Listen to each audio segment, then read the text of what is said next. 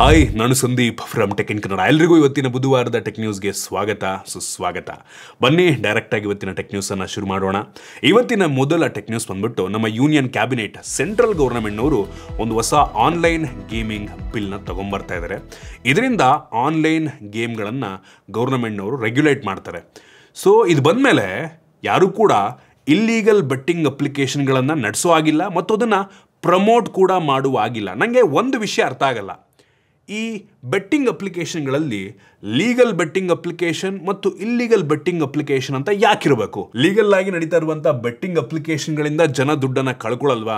100% ಕಳ್ಕೊತಾರೆ. ಆದರೆ ಈ ಗೌರ್ಮೆಂಟ್ನವ್ರಿಗೆ ಅದು ಮ್ಯಾಟ್ರ್ ಆಗಲ್ಲ. ಗೌರ್ಮೆಂಟ್ನವ್ರಿಗೆ ಏನು ಮ್ಯಾಟ್ರ್ ಆಗುತ್ತೆ ಗೊತ್ತಾ? ಲೀಗಲ್ ಆಗಿ ನಡೀತಾ ಇರುವಂಥ ಬೆಟ್ಟಿಂಗ್ ಅಪ್ಲಿಕೇಶನ್ಗಳಿಂದ ಗೌರ್ಮೆಂಟಿಗೆ GST ಹೋಗುತ್ತೆ, ಟ್ಯಾಕ್ಸ್ ಹೋಗುತ್ತೆ, ITR ಫೈಲ್ ಆಗುತ್ತೆ, ಗೌರ್ಮೆಂಟಿಗೆ ದುಡ್ಡು ಸಿಗುತ್ತೆ. ಆದರೆ ಇಲ್ಲೀಗಲ್ ಆಗಿ ನಡೀತಾ ಇರುವಂಥ ಬೆಟ್ಟಿಂಗ್ ಅಪ್ಲಿಕೇಶನ್ಗಳಿಂದ ಯಾವುದೇ ದುಡ್ಡು ಗೌರ್ಮೆಂಟಿಗೆ ಹೋಗಲ್ಲ. ಗೌರ್ಮೆಂಟಿಗೆ ಅಷ್ಟೇ ಮ್ಯಾಟ್ರ್ ಆಗೋದು. ಅದರಿಂದ ಈ ಇಲ್ಲೀಗಲ್ ಅಪ್ಲಿಕೇಶನ್ಗಳನ್ನ ಮಾತ್ರ ಬ್ಯಾನ್ ಮಾಡ್ತಾ ಇದ್ದಾರೆ. ಗೌರ್ಮೆಂಟ್ನವ್ರಿಗೆ ಜನಗಳ ಬಗ್ಗೆ ಕನ್ಸರ್ನ್ ಇದ್ದಿದ್ರೆ, ಸ್ವಲ್ಪ ಕೇರ್ ಮಾಡೋದಾಗಿದ್ದರೆ ಎಲ್ಲ ಬೆಟ್ಟಿಂಗ್ ಅಪ್ಲಿಕೇಶನ್ಗಳನ್ನು ಬ್ಯಾನ್ ಮಾಡ್ತಿದ್ರು. ಅದನ್ನು ಬಿಟ್ಟಾಕಿ ಆಯಿತಾ? ನಮ್ಮೆಲ್ಲರಿಗೂ ಗೊತ್ತು, ಗೌರ್ಮೆಂಟ್ನವರಿಗೂ ಗೊತ್ತು, ಆಲ್ಕೋಹಾಲ್ ಕನ್ಸಂಪ್ಷನಿಂದ, ಕುಡಿಯೋದ್ರಿಂದ ಆರೋಗ್ಯ ಹಾಳಾಗುತ್ತೆ ಅಂತ. ಬ್ಯಾನ್ ಮಾಡ್ತಾರಾ? ಮಾಡಲ್ಲ. ಸಿಗರೇಟ್ ಕನ್ಸಂಪ್ಷನಿಂದ ಕ್ಯಾನ್ಸರ್ ಬರುತ್ತೆ. ಬ್ಯಾನ್ ಮಾಡ್ತಾರಾ? ಮಾಡಲ್ಲ. ಪಾನ್ ಪರಾಕು ಈ ರೀತಿ ವಸ್ತುಗಳನ್ನ ಕನ್ಸ್ಯೂಮ್ ಮಾಡೋದ್ರಿಂದ ಲಂಗ್ ಕ್ಯಾನ್ಸರ್ ಬರುತ್ತೆ ಅಂತ ಎಲ್ರಿಗೂ ಗೊತ್ತು. ಬ್ಯಾನ್ ಮಾಡ್ತಾರಾ? ಮಾಡಲ್ಲ. ಯಾಕೆ? ಅದರಿಂದೆಲ್ಲ ಗೌರ್ಮೆಂಟಿಗೆ ದುಡ್ಡು ಹೋಗುತ್ತಲ್ವ. ಹೆವಿ ಟ್ಯಾಕ್ಸ್, ಅದೆಲ್ಲ ಹೆವಿ ಟ್ಯಾಕ್ಸ್ ಬ್ರ್ಯಾಕೆಟಿಗೆ ಬರುತ್ತೆ. ಬ್ಯಾನ್ ಮಾಡಲ್ಲ. ಗೌರ್ಮೆಂಟ್ನವರಿಗೆ ಮ್ಯಾಟ್ರ್ ಆಗೋದು ದುಡ್ಡು ಮಾತ್ರ, ನಮ್ಮ ಕನ್ಸರ್ನ್ ಅಲ್ಲ. ನಾವು ಸಾಯ್ತೀವೋ ಬಿಡ್ತೀವೋ ದುಡ್ಡು ಕಳ್ಕೊತೀವೋ ಗೌರ್ಮೆಂಟಿಗೆ ಮ್ಯಾಟ್ರ್ ಆಗಲ್ಲ. ದುಡ್ಡು ಮಾಡೋದಕ್ಕೆ ಹೊಸ ದಾರಿಗಳನ್ನು ಹುಡ್ಕೋತಾರೆ ಅಷ್ಟೇ ಅವರು, ಆಯಿತಾ? ಇಲ್ಲೀಗಲ್ ಆದರೂ ಆಗಲಿ ಲೀಗಲ್ ಆದರೂ ಆಗಲಿ ಗೌರ್ಮೆಂಟಿಗೆ ದುಡ್ಡು ಬೇಕು, ಅಷ್ಟೇ ಮ್ಯಾಟ್ರ್ ಆಗೋದು. ಇಂಥವ್ರನ್ನ ನಾವು ಕೂರಿಸ್ಬಿಟ್ಟು ಓಟ್ ಹಾಕಿ ಗೆಲ್ಲಿಸ್ತೀವಿ. ಕ್ರೇಜಿ ಬಿಡಿ. ಚಪ್ಪಾಳೆ ಹೊಡ್ರಿ ಚಪ್ಪಾಳೆ. ಇನ್ನು ಮುಂದಿನ ಟೆಕ್ ನ್ಯೂಸ್ ಬಂದ್ಬಿಟ್ಟು ChatGPTನವರು ಇಂಡಿಯಾಗೆ ಅಂತಲೇ ಒಂದು ಹೊಸ ಗೋ ಪ್ಲ್ಯಾನ್ನ ತಗೊಂಬಂದಿದ್ದಾರೆ. ChatGPT ಗೋ ಅಂತ. ತಿಂಗಳಿಗೆ $399. ಓಕೆ, ನಾಟ್ ಬ್ಯಾಡ್ ಆಯಿತಾ? ದುಡ್ಡಿದ್ರೆ ತಗೊಬೋದು. ಫ್ರೀಯಾಗಿ ಸಿಗುವಂಥ ಪ್ಲ್ಯಾನ್ಗಿಂತ ಕೆಲವೊಂದು ಫೀಚರ್ಗಳು ಬೆಟರ್ ಇದೆ, ಆಯಿತಾ? ನಂಗೆ ಅನಿಸ್ದಂಗೆ ನಿಮ್ಮ ಹತ್ರ ಪರ್ಪ್ಲೆಕ್ಸಿಟಿ ಇದ್ದರೆ ಇದರ ಅವಶ್ಯಕತೆ ಏನು ಬರಲ್ಲ ಅಂತ ನನ್ನ ಅಭಿಪ್ರಾಯ. ಇದು ಬಿಟ್ಟರೆ $2,000 ಪ್ಲಸ್ ಪ್ಲ್ಯಾನ್ ಸಹ ಇದೆ ಮತ್ತು $20,000 ತಿಂಗಳಿಂದು ಪ್ರೋ ಪ್ಲ್ಯಾನ್ ಸಹ ಇದೆ. ನೀವೇನಾದ್ರು ಬಿಸ್ನೆಸ್ ಅವರಾಗಿದ್ದರೆ ಇನ್ನೂ ಬೇರೆ ಬೇರೆ ಪ್ಲ್ಯಾನ್ಗಳೆಲ್ಲ ಇದೆ. ಬಟ್ ಸ್ಟಿಲ್ ನೋಡಿ, ಅವಶ್ಯಕತೆ ಇದ್ದರೆ ಪರ್ಚೇಸ್ ಮಾಡ್ಬೋದು. ಇನ್ನು ಮುಂದಿನ ಟೆಕ್ ನ್ಯೂಸ್ ಬಂದ್ಬಿಟ್ಟು ರೀಸೆಂಟಾಗಿ ಬಂದಿರುವಂಥ ರಿಪೋರ್ಟ್ನ ಪ್ರಕಾರ ನಾವೇನಾದರೂ ರೀಲ್ಸನ್ನು, ಶಾರ್ಟ್ಸನ್ನು, ಟಿಕ್ಟಾಕನ್ನು ತುಂಬ ಜಾಸ್ತಿ ನೋಡ್ತೀವಿ ಅಂತ ಅಂದರೆ ನಮ್ಮ ಬ್ರೈನಿಗೆ ಆಲ್ಕೋಹಾಲ್ ಎಷ್ಟು ಎಫೆಕ್ಟ್ ಮಾಡ್ತಾ ಇದೆಯೋ ಅದಕ್ಕಿಂತ 5 ಪಟ್ಟು ಎಫೆಕ್ಟನ್ನು ಈ ಶಾರ್ಟ್ ಫಾರ್ಮೇಟ್ ವೀಡಿಯೋಸ್ ಮಾಡ್ತಾ ಇದೆಯಂತೆ. ಸೊ ಕೇರ್ಫುಲ್ ಆಗಿರಿ. ಲಾಂಗ್ ಫಾರ್ಮೇಟ್ ವೀಡಿಯೋನ ಕನ್ಸ್ಯೂಮ್ ಮಾಡಿ, ಶಾರ್ಟ್ ಫಾರ್ಮೇಟನ್ನು ಮಾಡಬೇಡಿ ಅಂತ ಈ ರಿಪೋರ್ಟ್ ಹೇಳ್ತಾ ಇದೆ, ಆಯಿತಾ? ಎಷ್ಟು ನಿಜ ಅಂತ ಗೊತ್ತಿಲ್ಲ, ಬಟ್ ಸ್ಟಿಲ್ ಕೇರ್ಫುಲ್ ಆಗಿರಿ. ಇನ್ನು ಮುಂದಿನ ಟೆಕ್ ನ್ಯೂಸ್ ಬಂದ್ಬಿಟ್ಟು ಜಿಯೋದವ್ರದ್ದು ಇಷ್ಟು ದಿನ $249 1 GB ಪರ್ ಡೇ ಪ್ಲ್ಯಾನ್ ಏನಿತ್ತು, 24 ದಿನದ ವ್ಯಾಲಿಡಿಟಿ, ಅದನ್ನು ರಿಮೂವ್ ಮಾಡಿ ಬಿಸಾಕ್ಬಿಟ್ಟಿದ್ದಾರೆ. ಸೊ ನೀವು ನೆಕ್ಸ್ಟಿಂದ ದಿನಕ್ಕೆ 1.5 GB ಪ್ಲ್ಯಾನ್ನೇ ಪರ್ಚೇಸ್ ಮಾಡಬೇಕಾಗತ್ತೆ, $299. ಸೊ ಹೇಳಂಗಿಲ್ಲ ಕೇಳಂಗಿಲ್ಲ ಎಸಿತಾ ಇರ್ತಾರೆ. ಸೊ ಹಿಂಗಾಗುತ್ತೆ ಕತೆ. ನಮ್ಮಲ್ಲಿ ತುಂಬ ಜನ ದಿನಕ್ಕೆ 1 GB ಯೂಸೇ ಮಾಡಲ್ಲ ಅಂತ ಅಂದ್ಕೊಳ್ಳಿ. ಅಂಥವ್ರಿಗೆ ಈ ಪ್ಲ್ಯಾನ್ ಒಂದು ರೀತಿ ಲಾಸು, $50 ಎಕ್ಸ್ಟ್ರಾ ಕೊಡಬೇಕಾಗತ್ತೆ. ಈ ಜಿಯೋದವ್ರು ಮಾಡಿದ್ದೆ ತಡ ಏರ್ಟೆಲ್ನವರು ಕೂಡ ಮಾಡಿದ್ರು, ಆಯಿತಾ? ಸೊ ಈ 20ನೇ ತಾರೀಕು ಅಂದರೆ ಇವತ್ತಿಂದ ಈ $249 ಪ್ಲ್ಯಾನ್ ಇರೋದಿಲ್ಲ, ಆಯಿತಾ? 21ನೇ ತಾರೀಕು ನಾಳೆಯಿಂದ ನಿಮಗೆ ಈ ಪ್ಲ್ಯಾನೇ ತೋರಿಸಲ್ಲ ರೀಚಾರ್ಜ್ ಮಾಡೋದಕ್ಕೆ ಹೋದರೆ.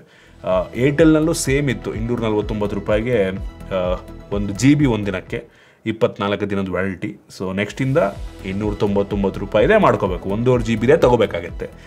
ಸೊ ಮುಂಚೆ ಫ್ರೀಯಾಗಿ ಕೊಟ್ಟರು, ಆಮೇಲೆ ಸ್ವಲ್ಪ ಪ್ರೈಸನ್ನು ಜಾಸ್ತಿ ಮಾಡಿದ್ರು. ಸ್ಟಾರ್ಟಿಂಗು $120 ಇತ್ತು ತಿಂಗಳು ಪ್ಲ್ಯಾನು, ಆಮೇಲೆ $150 ಮಾಡಿದ್ರು, ಆಮೇಲೆ $200 ಮಾಡಿದ್ರು, $250 ಮಾಡಿದ್ರು. ಈಗ $250 ಪ್ಲ್ಯಾನು ತೆಗಿತಾ ಇದ್ದಾರೆ. ನೆಕ್ಸ್ಟ್ $300 ರೀಚಾರ್ಜಿಂಗ್ಗೆ ಮಾಡ್ಕೋಬೇಕಾಗತ್ತೆ ನಾವು. ಇನ್ನು ಮುಂದಿನ ಟೆಕ್ ನ್ಯೂಸ್ ಬಂದ್ಬಿಟ್ಟು ಮೊನ್ನೆ ಏರ್ಟೆಲ್ನವರು ಅವರೆಲ್ಲ ಯೂಸರ್ಸ್ಗಳಿಗೆ ಪರ್ಪ್ಲೆಕ್ಸಿಟಿ ಪ್ರೋ AI ಫ್ರೀಯಾಗಿ ಕೊಟ್ಟರು 1 ವರ್ಷಕ್ಕೆ. ಇದೀಗ ಎಲ್ಲ ಏರ್ಟೆಲ್ ಯೂಸರ್ಸ್ಗಳಿಗೆ 6 ತಿಂಗಳ ಆಪಲ್ ಮ್ಯೂಸಿಕನ್ನು ಫ್ರೀಯಾಗಿ ಕೊಡ್ತಾ ಇದ್ದಾರೆ. ಕ್ರೇಜಿ ಗುರು. ಜಿಯೋದವ್ರು ಏನು ಮಾಡ್ತಾವ್ರೋ ಗೊತ್ತಿಲ್ಲ, ಅವರು ಕೂಡ ಏನಾದರೂ ಫ್ರೀಯಾಗಿ ಕೊಡೋಕ್ಕೆ ಶುರು ಮಾಡಬೇಕಪ್ಪ. ನನ್ನ ಹತ್ರ 2 ಸಿಮ್ಮು ಇದೆ, ಏರ್ಟೆಲ್ಲು ಇದೆ, ಜಿಯೋನೂ ಇದೆ, ವೀನೂ ಇದೆ, ಎಲ್ಲ ಇದೆ. ಇನ್ನು ಮುಂದಿನ ಟೆಕ್ ನ್ಯೂಸ್ ಬಂದ್ಬಿಟ್ಟು ಸ್ನ್ಯಾಪ್ಡ್ರ್ಯಾಗನ್ ಅವರು ಒಂದು ಹೊಸ ಪ್ರೊಸೆಸರ್ ಲಾಂಚ್ ಮಾಡ್ತಾ ಇದ್ದಾರೆ. ಸ್ನ್ಯಾಪ್ಡ್ರ್ಯಾಗನ್ 7S Gen 4 ಪ್ರೊಸೆಸರ್, ಆಯಿತಾ? ಸೊ ಇನ್ನು ಕೆಲವು ದಿನಗಳಲ್ಲಿ ಲಾಂಚ್ ಆಗುವಂಥ ರೆಡ್ಮಿ ನೋಟ್ 15 Pro Plus ಫೋನಲ್ಲಿ ಈ ಒಂದು ಪ್ರೊಸೆಸರ್ ಇರುತ್ತೆ. ಸೊ ಈ ಒಂದು ಪ್ರೊಸೆಸರ್ಗೂ ಸ್ನ್ಯಾಪ್ಡ್ರ್ಯಾಗನ್ 7S Gen 3 ಪ್ರೊಸೆಸರ್ಗೂ ಅಂಥ ಮೇಜರ್ ಡಿಫ್ರೆನ್ಸ್ ಇಲ್ಲ. ಕ್ಲಾಕ್ ಸ್ಪೀಡ್ ಸ್ವಲ್ಪ ಚೇಂಜ್ ಇದೆ ಬಿಟ್ಟರೆ ನಿಮಗೆ ಅಂಥ ಪರ್ಫಾರ್ಮೆನ್ಸಲ್ಲಿ ಇಂಪ್ರೂವ್ಮೆಂಟ್ ಸಿಗಲ್ಲ. ಬರೀ 7% GPU ಮತ್ತು 7% CPU ಪರ್ಫಾರ್ಮೆನ್ಸ್ ಮಾತ್ರ ಜಾಸ್ತಿ ಸಿಗ್ತಾ ಇದೆ. ಸೊ ನೆಕ್ಸ್ಟಿಂದ ನೀವು ಈ ಸ್ನ್ಯಾಪ್ಡ್ರ್ಯಾಗನ್ 7S Gen 3 ಇರುವಂಥ ಫೋನ್ ತೊಗೊಂಡ್ರೂ ಕೂಡ ಮ್ಯಾಟ್ರ್ ಆಗಲ್ಲ, 7S Gen 4 ತೊಗೊಂಡ್ರು ಮ್ಯಾಟ್ರ್ ಆಗಲ್ಲ. ತುಂಬ ಕ್ಲೋಸ್ ಕಾಂಪಿಟೇಷನ್ ಇರುತ್ತೆ ಆಯಿತಾ. ಬರೀ 7% ಅಂತ ಅಂದರೆ ಅಂಥ ಬಿಗ್ ಚೇಂಜ್ ಏನೂ ಇಲ್ಲ. ಈವನ್ GPU ಕೂಡ ಸೇಮ್ GPU ಏನೂ ಚೇಂಜ್ ಆಗಿಲ್ಲ. Adreno 810 GPUನೇ ಇರುತ್ತೆ ಎರಡರಲ್ಲೂ ಕೂಡ. ಕತೆ ಗುರು. ಇನ್ನು ಮುಂದಿನ ಟೆಕ್ನಿಕ್ಸ್ ಬಂದ್ಬಿಟ್ಟು ಏಸುಸ್ ಅವರು ರೋಗ್ ಬ್ರ್ಯಾಂಡಿಂಗಲ್ಲಿ ಒಂದು ಹೊಸ OLED ಮಾನಿಟರ್ನ ಲಾಂಚ್ ಮಾಡ್ತಾ ಇದ್ದಾರೆ. ಇದ್ರದ್ದು ರಿಫ್ರೆಶ್ ರೇಟು 720 Hz. ಯಪ್ಪ, 720 Hz OLED ಮಾನಿಟರ್ ಅಂತ ಅಂದರೆ ಯೋಚನೆ ಮಾಡ್ಕೊಳ್ಳಿ. ರೇಟ್ ಎಷ್ಟಿರ್ಬೋದು ಅಂತ ಯೋಚನೆ ಮಾಡ್ತಾ ಇದ್ದೀನಿ ನಾನು. 1 ಲಕ್ಷದ ಮೇಲೇ, 1 ಲಕ್ಷನೂ ಕಡಿಮೆನೇ ನಂಗೆ ಅನ್ನಿಸ್ತಂಗೆ ಇದಕ್ಕೆ. ಕ್ರೇಜಿ. ನೋಡೋಕ್ಕೂ ಕೂಡ ಒಂದು ಲೆವೆಲ್ಗೆ ಚೆನ್ನಾಗಿದೆ. ಒಂದು ರೀತಿ ಟ್ರಾನ್ಸ್ಪರೆಂಟ್ ಡಿಸೈನ್ ವಿತ್ RGB ಎಲ್ಲ ಇರುವ ರೀತಿ ಇದೆ. ನೋಡೋಣ ಎಷ್ಟಕ್ಕೆ ಲಾಂಚ್ ಮಾಡ್ತಾರೆ. ಆಬ್ವಿಯಸ್ಲಿ OLED ಮಾನಿಟರ್ ಅಂತ ಅಂದರೆ ಕಡಿಮೆಗಂತೂ ಲಾಂಚ್ ಆಗೋದು ಕೂಡ 720 Hz. ಆಟನ ಕ್ರೇಜಿ. ಮೋಸ್ಟ್ಲಿ 3 ಡಿಸ್ಪ್ಲೇ ಪೋರ್ಟ್ ಹಾಕೋಬೇಕಾ ಅಂತ ಇದಕ್ಕೆ. ಎರಡು ಥಂಡರ್ ಬೋಲ್ಟ್ ಹಾಕೋಬೇಕು. ಒಂದು ಥಂಡರ್ ಬೋಲ್ಟಲ್ಲೇ ಆಗುತ್ತೆ, ಬಟ್ ಸ್ಟಿಲ್ ಕ್ರೇಜಿ ಗುರು. ಇನ್ನು ಮುಂದಿನ ಟೆಕ್ನಿಕ್ಸ್ ಬಂದ್ಬಿಟ್ಟು ರಿಪೋರ್ಟ್ನ ಪ್ರಕಾರ ಸದ್ಯಕ್ಕೆ ಯಾರೆಲ್ಲ ಐಫೋನ್ ಯೂಸ್ ಮಾಡ್ತಾ ಇದ್ದಾರೆ ಅದರಲ್ಲಿ 16.3% ಜನ iPhone 13 ಯೂಸ್ ಮಾಡ್ತಾ ಇದ್ದಾರೆ ಅಂತ. ಈಗಲೂ ಕೂಡ iPhone 13 ಹೋಗಿ 14 ಬಂದು, 15 ಬಂದು, 16 ಬಂದು, ಈಗ ನೆಕ್ಸ್ಟ್ 17 ಲಾಂಚ್ ಆಗುತ್ತೆ. 4 ವರ್ಷ ಆದರೂ ಸಹ 16.3% ಜನ iPhone 13 ಯೂಸ್ ಮಾಡ್ತಾ ಇದ್ದಾರೆ. ಅಂದರೆ ಒಳ್ಳೆ ವಿಷಯ ಅದು, ಆ್ಯಕ್ಚುಲಿ ಒಳ್ಳೆ ವಿಷಯ. ಯಾಕೆಂದರೆ ನೋಡಿ, ಹಳೆ ಐಫೋನ್ಸ್ಗಳನ್ನ ಜನ ಇನ್ನೂ ಯೂಸ್ ಮಾಡ್ತಾರೆ. ಅಂದರೆ ಅಷ್ಟು ವರ್ಷ ಅಷ್ಟು ಚೆನ್ನಾಗಿ ಬಾಳಿಕೆ ಬರುತ್ತೆ ಅಂತ. ಸೂಪರ್ ವಿಷಯ. ಇನ್ನು ಮುಂದಿನ ಟೆಕ್ನಿಕ್ಸ್ ಬಂದ್ಬಿಟ್ಟು ರಿಪೋರ್ಟ್ನ ಪ್ರಕಾರ ಮುಂದಿನ ವರ್ಷ iPhone 18 ಸೀರೀಸನ್ನು ಲಾಂಚ್ ಮಾಡಲ್ವಂತೆ ಆಪಲ್ನವರು. ಅದನ್ನು ಸ್ಕಿಪ್ ಮಾಡಿ ಫೋಲ್ಡಬಲ್ ಫೋನ್ನ ಲಾಂಚ್ ಮಾಡಬಹುದು ಅಂತ ಹೇಳಲಾಗ್ತದೆ 2026ನೇ ಇಸ್ವಿಯಲ್ಲಿ. ಇದೆಷ್ಟು ನಿಜ ಅಂತ ಗೊತ್ತಿಲ್ಲ, ನೋಡಬೇಕಾಗಿದೆ. 1 ವರ್ಷ ಅಂದರೆ ಮೋಸ್ಟ್ಲಿ ಆಪಲ್ನವರು 2 ವರ್ಷಕ್ಕೊಂದ್ಸಲ ಐಫೋನ್ ಲಾಂಚ್ ಮಾಡ್ತಾರೆ. ಇನ್ಮೇಲೆ ಮೇ ಬಿ ಇರಬಹುದೇನೋ ಆಯಿತಾ. ಮಾಡಿದ್ರೆ ಜನಗಳಿಗೆ ಖುಷಿ ಆಗುತ್ತೆ. ಈಗ ಈ ವರ್ಷ ನಾನು ಫೋನ್ ತೊಗೊಂಡು ನೆಕ್ಸ್ಟ್ ವರ್ಷ ಹೊಸ ಫೋನ್ ಲಾಂಚ್ ಆದರೆ ಬೇಜಾರಾಗುತ್ತಲ್ವ ಎಷ್ಟೋ ಜನಕ್ಕೆ. ಆ ರೀತಿ ಅನಿಸಲ್ಲ ಅಂತ ಕಾಣುತ್ತೆ. ಇನ್ನು ಮುಂದಿನ ಟೆಕ್ನಿಕ್ಸ್ ಬಂದ್ಬಿಟ್ಟು ಲಾವಾದವರು ಲಾವಾ ಪ್ಲೇ ಅಲ್ಟ್ರಾ ಅಂತ ಒಂದು ಹೊಸ ಫೋನ್ ಲಾಂಚ್ ಮಾಡ್ತಾಯಿದ್ದಾರೆ ಆಗಸ್ಟ್ 20ಕ್ಕೆ, ಇವತ್ತೇ. ಸೊ ಇದರಲ್ಲಿ ಡೈಮೆನ್ಸಿಟಿ 7300 ಪ್ರೊಸೆಸರ್ ಇದೆ, full HD plus AMOLED display, 120 Hz refresh rate, Sony camera, 4K video recording, 5000 mAh capacity battery, 33 watt charging, UFS 3.1 storage.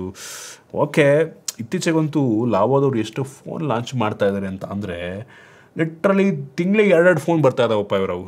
ಹಂಗೆ ಸೇಲ್ಸ್ ಕೂಡ ಆಗ್ತಾ ಇದೆಯಂತೆ. One of the fastest growing brand ಅಂತಪ್ಪ ಲಾವಾದವರು. ಕೇಳಿ ಖುಷಿ ಆಯಿತು. ಒಳ್ಳೊಳ್ಳೆ ಫೋನ್ ಲಾಂಚ್ ಮಾಡಬೇಕು, ಬಟ್ ಈ ಲೆವೆಲಿಗೆ ಮಾಡಬಾರ್ದು. ಸಿಕ್ಕಿದ ಫೋನಲ್ಲಿ ಲಾಂಚ್ ಮಾಡಬಾರ್ದು ಆಯಿತಾ. ಚೆನ್ನಾಗಿದೆ ನೋಡೋಕೆ ಈ ಫೋನು, ನೋಡ್ಬೇಕು ಎಷ್ಟಕ್ಕೆ ಲಾಂಚ್ ಆಗುತ್ತೆ ಅಂತ. ಸೊ ಇದಿಷ್ಟು ಇವತ್ತಿನ ಟೆಕ್ ನ್ಯೂಸ್. ಐ ಹೋಪ್ ನಿಮಗೆ ಇವತ್ತಿನ ಟೆಕ್ ನ್ಯೂಸಲ್ಲಿ ಕೆಲವೊಂದು ಹೊಸ ವಿಷಯ ತಿಳಿಯೋಕೆ ಸಿಕ್ಕಿದೆ ಅಂತ ಅನ್ಕೋತೀನಿ.